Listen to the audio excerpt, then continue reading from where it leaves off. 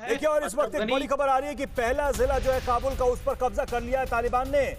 बलगाम जिले पर तालिबानी लड़ाकों का कब्जा हो गया है। पूरे काबुल को वो घेर चुके हैं तालिबानी लड़ाके, और अफगानी सेना से तालिबानी लड़ाकों की जंग जारी है। सुमित, बड़ा अपडेट है, ये बड़ा डेवलपमेंट है। एक जिले पर कब्जा कर लिया उन्होंने काबुल।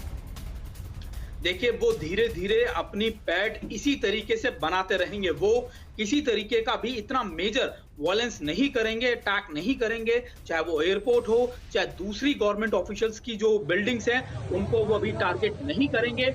लेकिन जो आउटर पेरीफेरी है, तस्वीरें भी देखिए सुमित आने लगी हैं। जो बलगाम जिस जिले की बात कर रहे हैं काबुल के, उसकी तस्वीरें देखिए। सड़कों पर यहाँ पर तालिबानी भी दिखाई दे रहे हैं, लोग भी दिखाई दे रहे हैं, जो सिविलियंस हैं वो भी नजर आ रहे हैं। लेकिन तालिबानियों की एंट्री हो चुकी है, हाथों में हथियार लिए सड़कों पर ये तालिबानी टहलते हुए। इसका मतलब साफ है, साफ संकेत है कि कहीं ना कहीं अपनी ताकत को वो लोगों के बीच भी दिखा रहे हैं, एक नुमाइश कर रहे हैं उसकी कि हमारी ताकत इतनी है, हम काबुल में अब एंटर कर चुके हैं, काबुल पर हमारा कब्जा हो चुका है। तो ये तस्वीरें अपने आप में पूरी दुनिया को चिंता में डालने वाली हैं। सुमित, ये जो तस्वीरें हैं अपने आप में, ये जो एक डेमोन्स्ट्रेशन है, जो तालिबानियों का एक तरीका होता है कि ताकत का प्रदर्शन करते हैं, वो एक मैसेज दे रहे हैं पूरी दुनिया को कि इस वक्त काबुल पे वो काबिज हो चुके हैं। देखिए, वो मैसेज भी दे रहे हैं, और वो ये मैसेज भी दे रहे हैं अफगान गवर्नमेंट को या दूसरे लोगों को, खासतौर पर इंटरनेशनल कम्युनिटी को, कि देखिए हम इस समय दरवाजे पे खड़े हैं काबुल के, आप वहां से निकल जाइए, आप वहां से निकलिए। ये मैसेज है, स्ट्रॉन्ग मैसेज है उनकी तरफ से कि अपने अपने लोगों को आप निकाल लीजिए 24 से 48 घंटे में, और उसके बाद हम अपना जो एजेंडा है या फिर हमें जो करना है वो हम करेंगे। इंपॉर्टेंट एक और लगातार जो चीजें आप विजुअल दिखा रहे हैं, देखिए रवि, वो लगातार इन एरियाज के अंदर अपने आप को डोमिनेट करेंगे, वहां खड़े रहेंगे, वहां अपनी प्रेजेंस को शो करेंगे। लेकिन मेरे हिसाब से वो कोई मेजर अटैक अभी नहीं करेंगे जब तक अमेरिका, जर्मनी, दूसरी बड़ी कंट्री जो है वो वहां से निकल नहीं जाती। दूसरा, एक उन्होंने अपनी स्टेटमेंट बड़ी बात कही, उन्होंने कहा कि किसी को कंट्री छोड़ के जाने की जरूरत नहीं है, खासतौर पे अफगान गवर्नमेंट या फिर अफगान सोल्जर जो है वो अपने घर पे रहे, वो ना हमसे भिड़े। तो ये सारी चीजें इंडिकेट ये करती हैं कि वो ये भी देख रहे हैं कि काबुल के लोग या बाकी लोग वहां से ना निकले।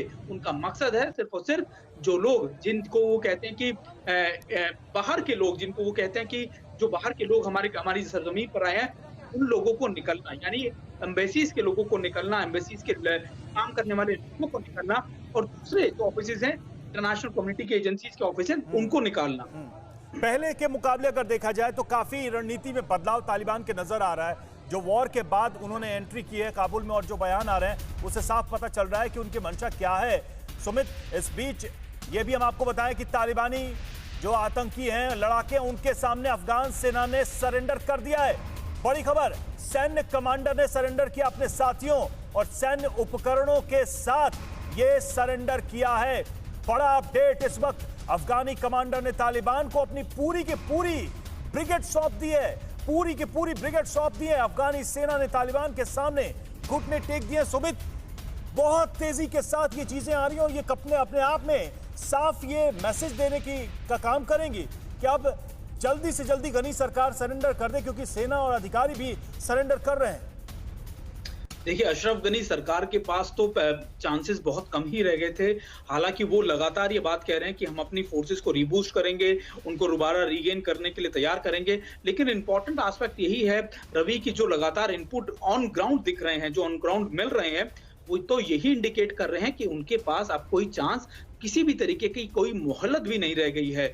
24 से 48 घंटे का मतलब तो साफ है कि अशरफ गनी को तो जाना है ही, बल्कि उनके हिसाब से, उनकी तरीके से जो इम्प्लीमेंटेशन किए गए थे, जो फोर्सेस लगातार डिप्लॉय थी, उनको भी अब पीछे हटना पड़ेगा, सरेंडर करना पड़ेगा। और अब कौन होगा, सबसे बड़ा सवाल ये रवि की, अब कौन होगा वहां पर जो सारे देश की देखरेख करेगा, जो सरकार चलाएगा, जो वहां को गवर्न करेगा, आखिरकार किस तरीके से चलाई जाएगी, ये सबसे बड़ा सवाल उन्होंने पहले हालांकि घोषणा कर दी अपने राष्ट्रपति और प्रधानमंत्री के नाम की। लेकिन क्या सुमित, कहीं कोई सिविलियन रेसिस्टेंस की भी बात आ सकती है क्या अफगानिस्तान में?